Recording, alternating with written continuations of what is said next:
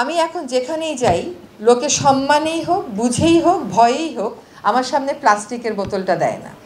কিন্তু আপনাদের এখানে আসলাম, নর্থ সাউথ দেশের অন্যতম শ্রেষ্ঠ বিদ্যাপীঠ, এখানে প্রতিটা টেবিলে প্লাস্টিকের বোতলটা দেখে আমিও বুঝতে পারলাম না যে আমি লজ্জিত হব নাকি দুঃখিত হব নাকি রাগ হব।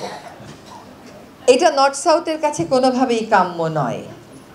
একটা প্লাস্টিকের বোতল খুলবেন, 2 চুমুক পানি খাবেন, বোতলটা ফেলে দিয়ে চলে যাবেন। এই বোতল 100 বছরেও পৃথিবীতে মিলাবে না। এটা ফেলে দেবেন কোথায়? কেউ কেউ বলবে রিসাইক্লিং হয়, ওটা আসলে রিসাইক্লিংয়ের ধারে কাছেও কোনো কিছু না। বান্ডেল থাকলে প্রতি সেনমানিতে টাকা বাঁচবে।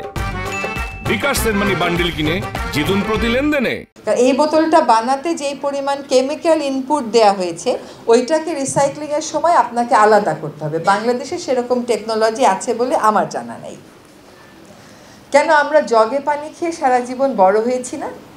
তো জগে কেন পানি রাখা যায় না এটা বুঝতে পারলাম না। সাস্টেইনেবিলিটির সাথে কনজাম্পশনের একটা অনেক বড় সম্পর্ক আছে। আপনি পৃথিবীকে যতটা দেন পৃথিবী ততটা নিতে পারে কিনা, আর পৃথিবী আপনাকে ততটা দেওয়ার আসলে তার ক্ষমতা আছে কিনা, এটাও তো ভাবতে হবে।